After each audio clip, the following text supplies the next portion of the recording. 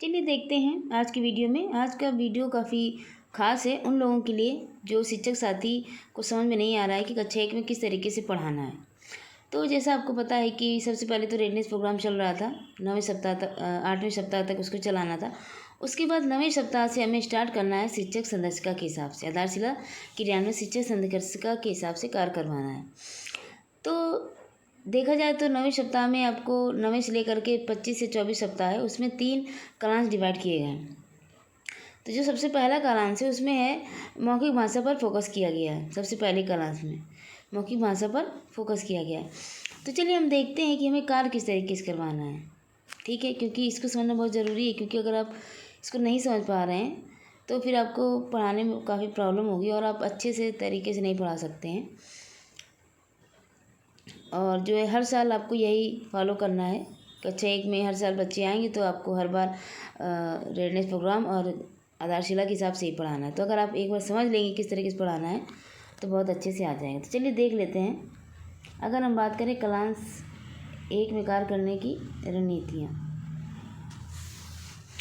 तो अगर सबसे पहले देखा जाए तो इसमें जैसे दिया गया है कि 40 मिनट का होता है। ठीक है, उसके बाद जो बच्चों के पास पुस्तक दी गई है, कलरव टेक्स्ट बुक दी गई है, और इसमें कुछ गतिविधियाँ पूरे साल चलती रहेंगी, परंतु कुछ समय के साथ गतिविधियाँ कठिन भी करती जाएंगी।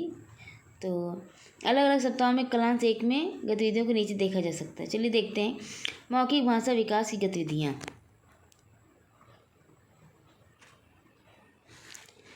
सबसे पहले मौखिक भाषा बच्चों में किस तरीके से विकास करना है, तो सबसे पहले देखिए इसमें दिया गया चित्र चार्ट पर कार्य। अगर आपको मौखिक भाषा पर विकास पर कार्य करना है तो सबसे पहले बच्चों को जो है चित्र चार्ट दिखाना है, और उसकी सहायता से जो भी मतलब वो सोच रहे हैं कि चित्र चार्ट में क्या क्या हो रहा है वो बच्चों से पूछना है। इससे क्या होगा, बच्चों को मौखिक विकास होगा। दूसरा टॉपिक है अनुभव पर चर्चा। उसके बाद है कविता और कहानी पोस्टर पर कार्य, खेल गतिविधियाँ, सामाजिक एवं भावनात्मक विकास की गतिविधियाँ, मौखिक कहानी सुनाना, पाठ्य पुस्तक पर कार्य और लेखन। तो चलिए इसका जो पहला टॉपिक है चित्र चार्ट पर कार्य, तो इस पर हमें किस तरीके से कार्य कराना है इसको देख लेते हैं। ठीक है, ये देखिए जैसे दिया गया है चित्र चार्ट पर कार्य। अकादमिक सत्र के पहले कालांश में कक्षा 1 के बच्चों के साथ कार्य करने के लिए विद्यालयों में चित्र चार्ट उपलब्ध करवाए गए हैं। अगर आपके पास चित्र चार्ट उपलब्ध नहीं है तो इसका अलग से एक वीडियो बना दिया जाएगा, उसमें सारे चित्र चार्ट आपको उपलब्ध करा दिए जाएंगे। इन पर सप्ताह 9 से 14 के दौरान कार्य किया जाएगा। चित्र चार्ट को आपको कक्षा की दीवार पर नहीं चिपकाना है, बल्कि इसकी सहायता से बच्चों के साथ समूह में कार्य करवाना है। प्रत्येक चित्र चार्ट पर कुल 2 दिन, दिवस 2 और 3 के पहले कालांश में कार्य करना है, मतलब दूसरे और तीसरे दिन चित्र चार्ट पर ही कार्य करना है। इसके लिए खेल चित्र चार्ट को उदाहरण स्वरूप लिया गया है। इसमें देखिए जो पहला आपको चित्र चार्ट दिख रहा है वो खेल का ही है।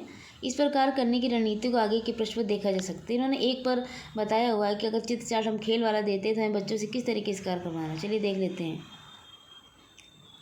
देखिए अगर हम बात करें चित्र चार्ट पर पहले दिन की, सभी बच्चों को एक गोल घेरे में बैठाना है ताकि वे एक दूसरे को आसानी से देख सकें। आप बच्चों से चित्र चार्ट में दिख रही चीज़ों, घटनाओं, गतिविधियों के बारे में सरल एवं तथ्यात्मक बंद छोर प्रश्न पूछें। ये चित्र कहाँ का है, चित्र में क्या हो रहा है आदि पर चर्चा करें। चित्र चार्ट पर समग्र चर्चा। उसके बाद आप बच्चों से कुछ खुले छोर के प्रश्न पूछेंगे, जैसे कि चित्र में कंची खेलते हुए बच्चे आपस में क्या बात कर रहे हैं, या गेंद से कौन खेल रहा है। इस तरीके से छोटे छोटे प्रश्न करने हैं आपको। आप ऐसे 8-10 सवाल पूछें और प्रश्नों पर 3-4 बच्चों की प्रतिक्रिया लें। उसके बाद आप ये भी सुनिश्चित करें कि सभी बच्चों को कम से कम 2 बार बोलने के अवसर ज़रूर मिले, मतलब सभी बच्चों को बारी बारी से बोलने का मौका देना है, क्योंकि हमें सभी बच्चों का मौखिक विकास करना है। उसके बाद लेखन कार्य की बात करते हैं, तो आप बच्चों से चित्र चार्ट पर हुई चर्चा से जुड़ा कोई भी चित्र बनवाने को कह सकती हैं। कोई भी चित्र बना सकती है जो बच्चों को अच्छा लगे। बच्चों से उनके द्वारा बनाए गए चित्र को अपने साथी को दिखाने और उस पर थोड़ी बातचीत करने के लिए कहना है।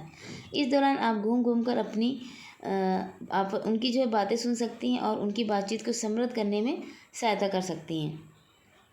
फिर किन्हीं 3-4 बच्चों को सभी के साथ अपने चित्र पर की गई बातचीत को कक्षा के समक्ष रखने को कहना है। मतलब जो भी चित्र बनाएंगे एक दूसरे को दिखाएंगे बच्चे, उसके बाद चित्र के बारे में दूसरे बच्चों को बताएंगे, उसके बाद वे पूरे क्लास में बताएंगे। तो ये हो गया पहले दिन की। अब दूसरे दिन की देख लेते हैं। चित्रचाट शिक्षक पर चर्चा। पिछले दिन की गई चर्चा को संक्षेप में दोहराते हुए बच्चों से कुछ सरल प्रश्न पूछना है और बातचीत करना है। आप चर्चा को आगे बढ़ाएं और कुछ नए खुले छोर के प्रश्न पूछें। चित्रचाट पर सम्मिलित चर्चा। चित्रचाट पर दूसरे दिन कार्य करने के दौरान आप बच्चों के अनुभव से जोड़ते हुए कुछ नए खुले छोर के प्रश्न पूछें। जैसे आपको कौन सा खेल ज़्यादा पसंद है और क्यों। मतलब आप चित्रचाट में जो खेल है उससे संबंधित कोई भी सवाल पूछ सकती हैं। खेल से संबंधित कोशिश करें कि हर बच्चे को 1-2 बार बोलने की मौका जरूर मिले। लेखनकार, आप बच्चों से उनकी पसंद का खेल का चित्र बनाकर उनका नाम लिखने को कहें। यहाँ पर बच्चे लिखना सीख रहे हैं, इसलिए वर्तनी की शुद्धता पर ध्यान दें। इसमें वर्तनी की शुद्धता पर ध्यान नहीं देना है, तो अभी शुरुआत में आपको ध्यान ज़्यादा नहीं देना है, लेकिन धीरे धीरे आपको बच्चों को सिखाना है। बच्चों से उनके द्वारा बनाए गए चित्र को उनके साथी को दिखाने को कहना, बातचीत करना है। उसके बाद आप घूम घूम को देख सकती हैं कौन से बच्चे क्या बात कर रहे हैं आपस में, और जो चित्र होगा वो सभी जो बच्चों का कोना बनाया गया है उसको आपको चित्र को लगाना है। ठीक है, तो ये हो गया पहला हमारा टॉपिक, चित्रचाट पर चर्चा। उसके बाद दूसरा हमारा अनुभव पर चर्चा। तो चलिए देख लेते हैं अनुभव पर चर्चा किस प्रकार से करनी है। ये है अनुभव पर चर्चा की गतिविधि सप्ताह 20 से प्रत्येक सप्ताह के छठे दिन के पहले क्लास में प्रस्तावित है। मतलब जो अनुभव पर चर्चा करनी वो सप्ताह 20 से आपको स्टार्ट करानी है, प्रत्येक सप्ताह के छठवें दिन के पहले क्लास में। इसके द्वारा मुख्य रूप से बच्चों एवं शिक्षकों के मध्य जुड़ाव बढ़ेगा। बच्चे अपने अवलोकन को अनुभव में व्यक्त कर पाएंगे, उनकी संप्रेषण कला का भी विकास होगा। साथ में अपनी बात रखते समय जब भी नवीन शब्दों का प्रयोग करेंगे तो शब्दावली विकास होगा। बच्चों से उनके अनुभव पर चर्चा करते समय उनके घर की भाषा को महत्व देना चाहिए। अनुभव पर चर्चा का विषय उस सप्ताह पढ़ाए जा रहे पाठ के थीम, केंद्रीय विचार पात्रों, पाठ्यपुस्तक से संरेखित है। अनुभव पर चर्चा की रणनीति को आगे के प्रश्न पर देखा जा सकता है। थीम का मतलब ये है, जैसे यहाँ पे चित्रचाट पर खेल की चर्चा हो रही थी, तो हमें जो थीम होगा वो खेल होगा, उसी पर हमें चर्चा करनी है। चलिए देखते हैं अनुभव पर चर्चा। बच्चों को आज होने वाली चर्चा के विषय वस्तु के बारे में बताएंगे। विषय वस्तु बच्चों के परिवेश और जीवन से जुड़ी होनी चाहिए, जैसे घर, स्कूल के दोस्त, स्कूल से घर तक का रास्ता, मेले आदि का अनुभव। बच्चों के अनुभव सुनने से पहले आप स्वयं के अनुभव से शुरुआत करें। जैसे अगर आपको परिवार के बारे में बात करनी है तो आप बताएं कि आपके परिवार में कौन कौन है, वे क्या क्या कार्य करते हैं, घर के सदस्यों की पसंद नापसंद बताइए। आपको अपने परिवार में कौन सा सदस्य सबसे अच्छा लगता है और क्यों। उसके बाद ही बच्चे जो है परिवार पर चर्चा कर पाएंगे। इसके बाद ऐसे ही प्रश्न बच्चों से पूछे कि बताइए आपके घर में कौन कौन है, कितने लोग हैं और किसको क्या पसंद है, किसको क्या नहीं पसंद है, इस तरीके से। और कोशिश करिए प्रत्येक बच्चे को बोलने का अवसर दें। तो ये हो गया हमारा अनुभव पर चर्चा। ये है उनका अनुभव, मतलब कि घर उनको कैसा लगता है, स्कूल के दोस्त कैसे लगते हैं, स्कूल में कौन अच्छा लगता है, मेले में उनका क्या अनुभव है, ये सब चीज़ें।